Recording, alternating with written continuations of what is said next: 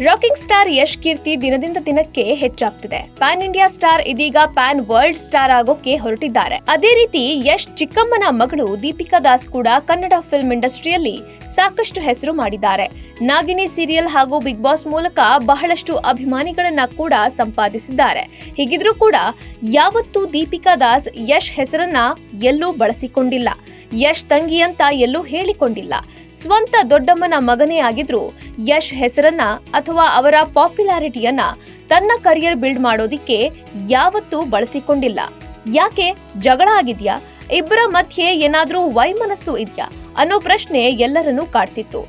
ಅದಕ್ಕೀಗ ದೀಪಿಕಾ ದಾಸ್ ಸ್ಪಷ್ಟನೆ ನೀಡಿದ್ದಾರೆ. ನಾವಿಬ್ರು ಚೆನ್ನಾಗೇ ಇದ್ದೀವಿ. ನಾವು ಫ್ಯಾಮಿಲಿ ಹಾಗೂ ಪ್ರೊಫೆಷನ್ ಎರಡನ್ನೂ ಡಿಫರೆಂಟ್ ಆಗಿ ಇಟ್ಕೊಳ್ಳೋಕೆ ಇಷ್ಟಪಡ್ತೀವಿ. ಇಬ್ರಿಗೂ ಪರಸ್ಪರ ಗೌರವವಿದೆ. ನನ್ನನ್ನ ಇಂಥವರ ತಂಗಿಯಂತೆ, ಇಂಥವರ ಮಗಳಂತೆ ಅಂತ ಎಲ್ಲೂ ಯಾರು ಅಡ್ರೆಸ್ ಮಾಡೋದು ಇಷ್ಟವಿಲ್ಲ. ಹಾಗಂತ ನಾವಿಬ್ರು ಮಾತಾಡೋದಿಲ್ಲ ಅಂತೇನಿಲ್ಲ.